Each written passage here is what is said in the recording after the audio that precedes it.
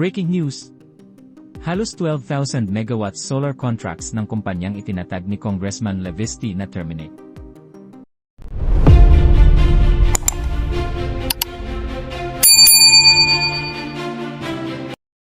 Kinumpirma ng Department of Energy na winakasan nito ang halos 12,000 megawatts na power supply contracts na iginawad noong 2024 at 2025 sa Solar Philippines, kumpanyang itinatag at pinamunuan ni Congressman Leandro Levisti.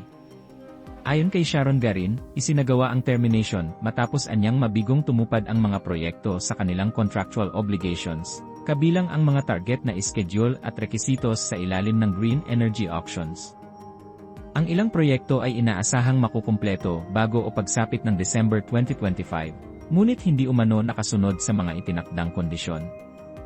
Dagdag pa ni Garin, tinatayang 24 bilyon ang pinupursige ng Department of Energy na singilin bilang penalties at iba pang financial obligations kaugnay ng mga kanseladong kontrata, bahagi ng hakbang ng ahensya upang ipatupad ang pananagutan sa sektor ng enerhiya. What we want are legitimate investors, that's how we're cleaning it out, pahayag ni Garin sa mga mamamahayag. Sa ngayon, wala pang opisyal na pahayag si Representative Leandro Levisti hinggil sa desisyon ng Department of Energy.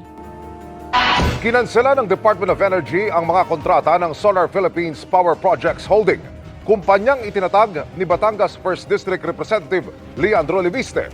Ito ay dahil sa kabiguang tuparin ang mga commitment nito sa mga kontrata na aabot sa halos 12,000 megawatts. Pinagbabayad din ang kumpanya ng multang umaabot sa 24 billion pesos. Nakatutok si Tina Panganiban Perez. Dahil bigong ma-deliver ang commitment na halos 12,000 megawatts na power supply, kinansela ng Department of Energy ang mga kontrata para rito ng Solar Philippines Power Project Holdings. Kumpanyang itinatag ni Batangas 1st District Representative Leandro Leviste. Ang kanselasyon, bahagi ng mas malawak na paglilinis daw ng DOE sa mga hindi natutupad na kontrata.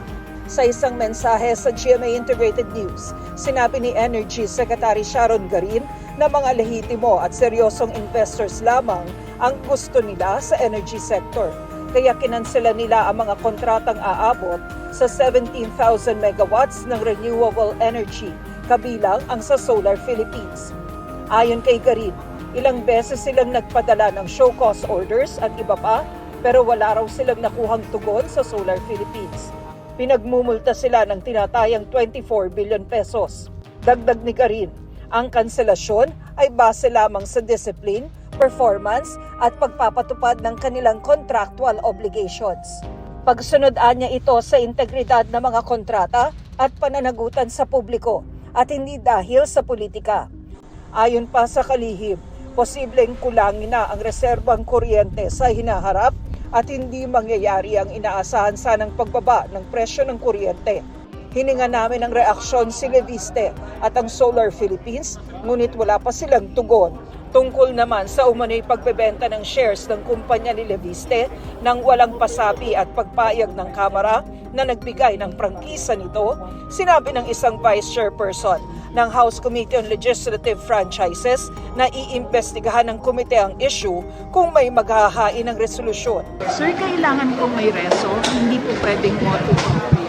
Well, first, let me just say it's my first term as a congressman.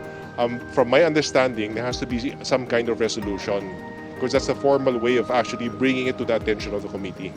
Kamakailan, sinabi ng kongresista na magbibigay siya ng 2 linggo para sabihin na ng mga tao ang lahat tungkol sa kanya ito sasagutin sa pagbubukas ng Kongreso sa January 26. At kung kayo naman ang tatanungin mga kababayan, ano kaya ang inyong reaksyon at komento sa balitang ito? Please comment down below at huwag na rin kalimutang i-like at share ang ating video. Thank you for watching.